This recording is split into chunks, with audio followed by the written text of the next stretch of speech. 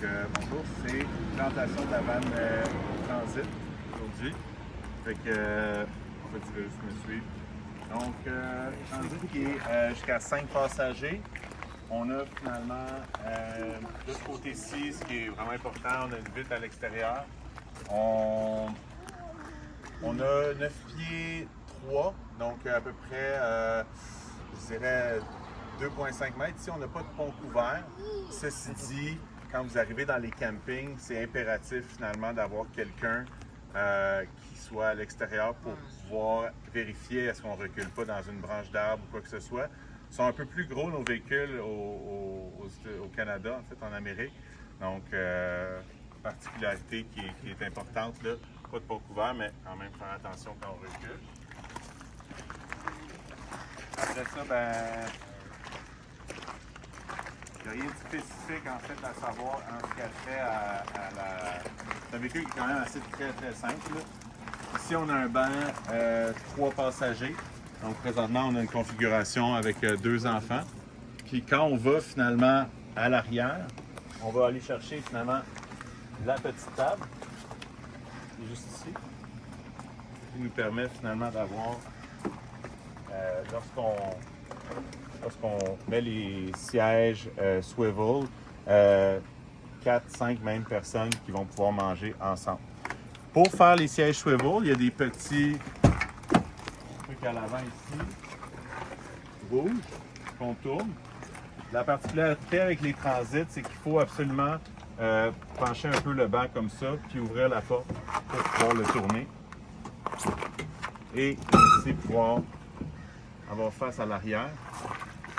Après ça, on peut se replier comme ça. Et on fait la même chose avec le siège avant. Encore un petit peu plus complexe dans ce cas-ci à cause du, excuse-moi, à cause du volant. Mais il n'y a pas de problème là, pour le faire. Faire juste prendre en conscience, en fait, à cause du volant, qu'il y a un petit peu de manipulation au niveau du avant-arrière ici. OK. Donc, une fois que ça c'est fait, finalement, on peut installer la table, la goune, et à ce moment-là, cette table-là s'ajuste à différents niveaux. Je ne sais pas si tu me vois.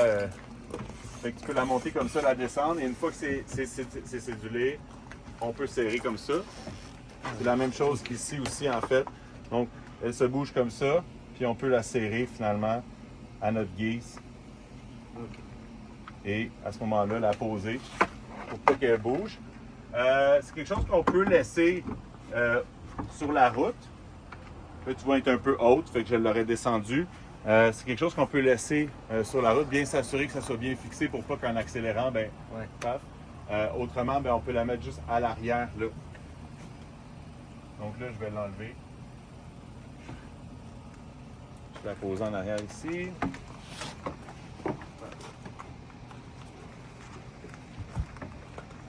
Sinon, en fait, on a accès à un chauffe-eau avec un gradateur ici. Donc, quand vous voulez de l'eau chaude, OK, il est possible de mettre 5, 10, 15, 30 minutes et ainsi, finalement, avoir de l'eau chaude. Intéressant avec ce véhicule-ci, c'est que quand vous roulez, vous chauffez là aussi en même temps. Donc, c'est pas nécessaire, en fait, d'utiliser ces trucs-là. A priori, lorsque vous roulez pendant plus qu'une demi-heure, vous allez être en mesure d'avoir de l'eau chaude en permanence. Donc là, finalement, on a des petites lumières ici. Et là, tu vois, on avait encore de la pression dans le système. Ici, on a de la lumière. On entend la pompe. Donc ça, c'est la pompe. Le reste, c'est les lumières, en fait, avant-arrière. Même chose ici, on a des lumières qui sont sous les cabinets. Puis d'autres, finalement, qui se situent en haut ici. On a des fans de toit qui sont automatiques. Fait que ce que ça veut dire en gros, c'est qu'on fait juste peser sur un bouton comme ça, puis automatiquement ça va venir ouvrir. Et à partir de ce moment-là, finalement, il est possible de choisir l'intensité et même de choisir que ça rentre ou que ça sorte l'air. Donc lorsque vous cuisinez, OK, avec par exemple votre plaque à induction ici, que vous allez brancher juste ici. Il est possible que l'air, en fait, sorte là. Vous Vous pouvez aussi évidemment prendre dans l'extension électrique puis cuisiner à l'extérieur avec ce qu'on vous a donné comme table et chaise de camping ou ce qui s'en vient. Après ça, donc quand on a terminé, bien évidemment, on peut le remettre comme ça ici. Tout le matériel, en fait, les ustensiles, les petits linges à nettoyer, on laisse des Scott Towels. Ça, c'est un kit de départ, là, fait que vous partez quand même 20 jours, donc à confirmer. S'il n'y a pas besoin de probablement plus de Scott Towels avec les enfants.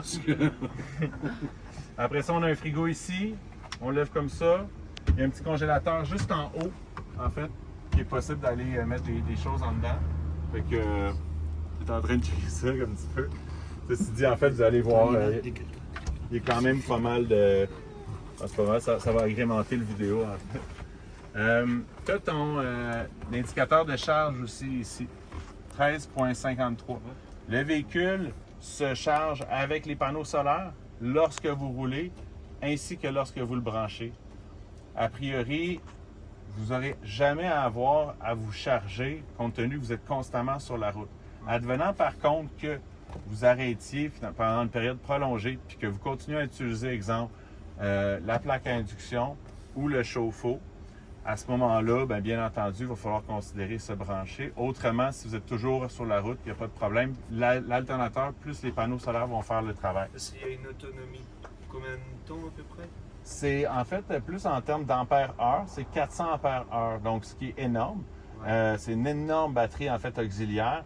Ceci dit, finalement, lorsqu'on utilise le 12 volts comme les éléments ici, les lumières, c'est très peu énergivore. Lorsqu'on, par contre, prend la plaque induction, admettons qu'on cuit matin, midi, soir des repas, puis qu'en plus de ça, on utilise le chauffe-eau parce qu'on est à l'arrêt.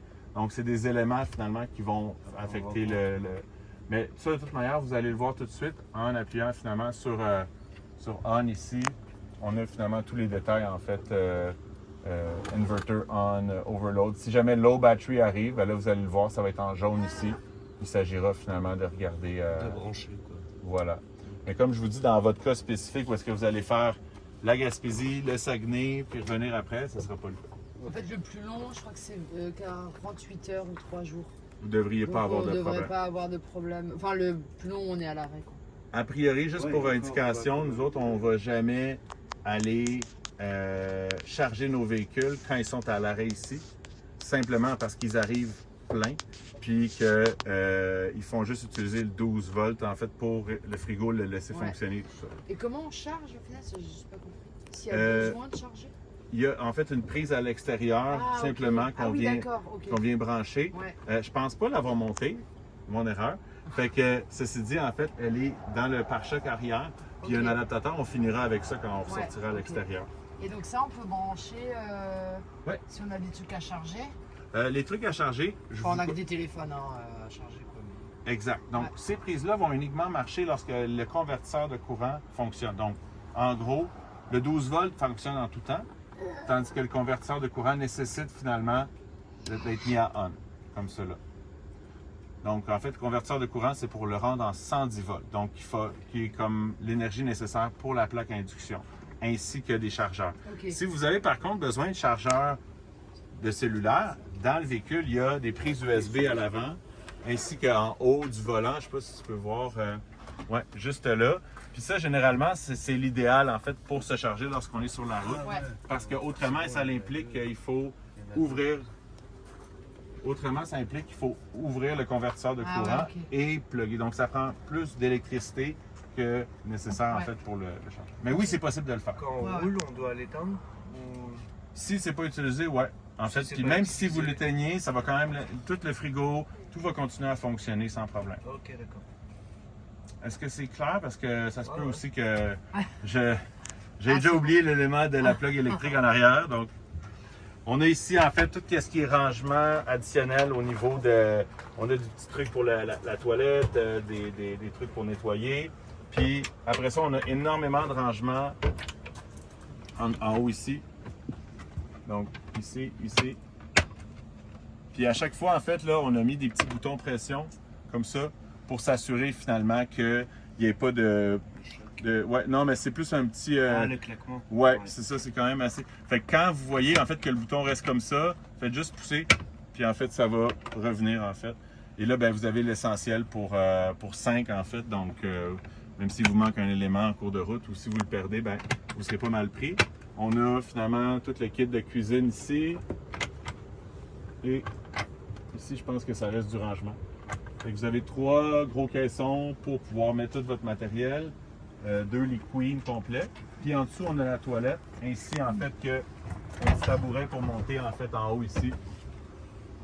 Donc c'est sûr que je vous conseillerais d'avoir comme peut-être un adulte avec un enfant. C'est quand même des lits queen là. Fait qu'a priori, même si les 2 enfants restent en bas, à moins qu'ils bougent beaucoup, vous devriez être correct. Vous allez pouvoir interchanger. Sinon, ben. Il y a les toilettes, vous disiez? Oui, les toilettes sont juste là en dessous en fait. Donc, c'est comme ça, là, on avait un peu de matériel qui a été posé en amont. Mais grossièrement, en fait, la toilette, c'est ça ici. Puis, comment ça fonctionne? Bien, tout est indiqué, en fait. Je pense que je peux la montrer à la caméra, ça va être plus simple. C'est la même manière que fonctionnent toutes nos toilettes. Donc, finalement, pour la défaire, il s'agit en fait de la déclipper comme ça ici. Ça se sépare en 2 morceaux. L'eau noire est en bas, l'eau claire est en haut. Sinon, ben, en fait, toutes les instructions en fait sont là. Là, ça c'était pour la remplir, ça a déjà été fait. Donc là, elle est propre, elle est neuve. Il y a juste ça, c'est mes mains qui ont fait ça. Sinon, pour flusher, finalement, on va pomper comme ça ici. Et on va tirer, tout simplement. On reflush et c'est terminé. Puis lorsqu'on veut la défaire et après ça, vider, bien, toutes les indications sont là. C'est la chose la plus simple, en fait, en termes de toilette portable. Ça, c'est ça. On va prendre comme ça ici. On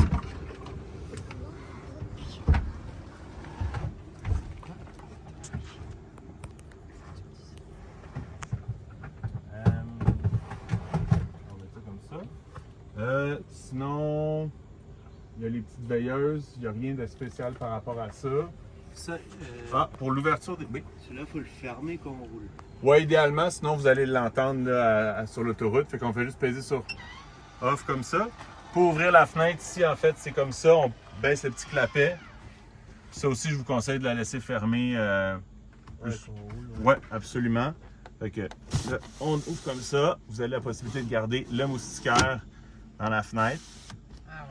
Puis évidemment, laissez toujours fermé quand vous êtes sorti parce que si jamais il devait pleuvoir à l'intérieur, il devait pleuvoir, bien malheureusement, ça irait à l'intérieur. Fait que ça, c'est ça. C'est fermé, fait que comme ça, personne ne peut entrer. Sinon, au niveau du véhicule, en fait, il y a quand même un bon empattement. Fait que c'est important, en fait, comme je le disais tout à l'heure, vraiment de faire attention. Ouais, c'est ça. Quand, mettons, on tourne trop comme avec un plus petit véhicule, malheureusement, ça peut venir prendre sur le côté ici, surtout là, dans les tours de roue. C'est vraiment la seule place où ça peut être problématique. Juste prendre large, en fait. C'est comme, faites comme si vous conduisiez un autobus, là, tu sais. Puis a priori, c'est ça. Pour ce qui est de l'intérieur... Longueur, c'est combien? Pardon? Longueur, 19, 28? Ça, c'est 22. C'est 22, oui. Oui, c'est le plus gros qu'ils ont chez Transit. Puis ce que je voulais dire, c'est pour ça que j'ai été caché tout à l'heure, la prise électrique, elle est ici. OK? Donc finalement, pour se plugger, on vous laisse en fait...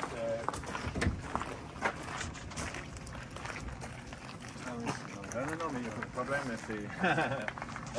on l'avait pas planifié comme ça, mais c'est parti.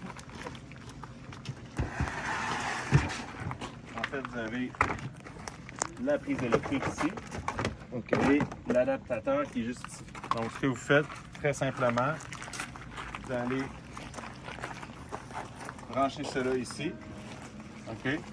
Et après ça, prendre votre extension pour brancher peu importe où est-ce que vous allez. Encore une fois, c'est lorsque c'est nécessaire.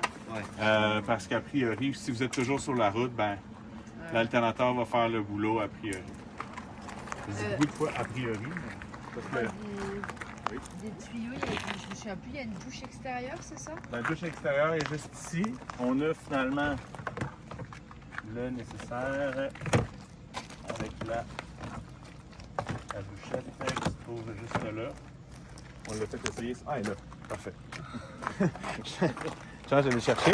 Fait que ça, c'est pour laver vraiment toutes les... Tu peux se doucher. Ouais, exactement. Eh ouais. Fait que tu clips ça comme il faut. Pour s'assurer que ça ne vole pas. Et puis là, finalement, ben, une bonne pratique, en fait, on laisse des linges comme ça, juste pour éviter, en fait, qu'il y ait de l'eau qui revole comme ça. Attention. Puis, Attention. on va la tester. Il nécessitait d'être serré un petit peu ici. Ça va aller mieux.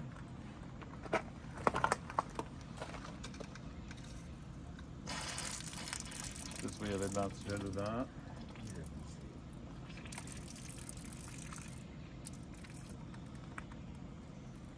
Faut bouillir l'eau. Non, c'est ça exactement. En fait, là, c'est qu'il n'y a pas de pression dans l'eau. Fait qu'il y a juste. En fait, les tuyaux sont remplis d'antigel pour éviter finalement qu'il y ait des pertes. Ouais. Regarde, je vais aller la partir. Je vais fermer ça. À chaque fois, en fait, qu'on utilise n'importe quoi en termes d'eau, On le referme. ouais, c'est ça, c'est mieux. C'est surtout la pompe, en fait, que parfois on tente d'oublier. Puis, des choses peuvent arriver, comme par exemple, il nous manque d'eau.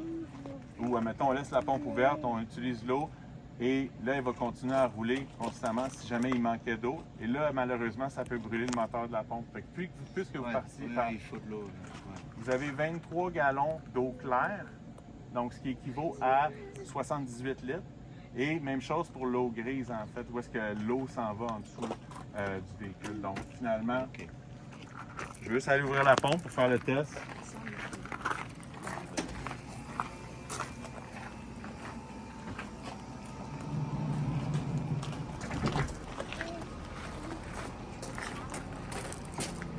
Le bouton de la pompe, C'est juste celui à gauche. celui de gauche. Ouais, c'est le plus Le proche. plus proche du. Ouais.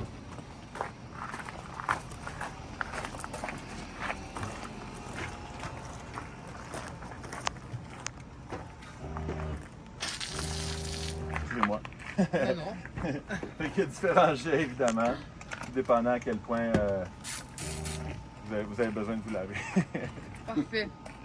Puis pour, en fait, finir, on referme toujours ça.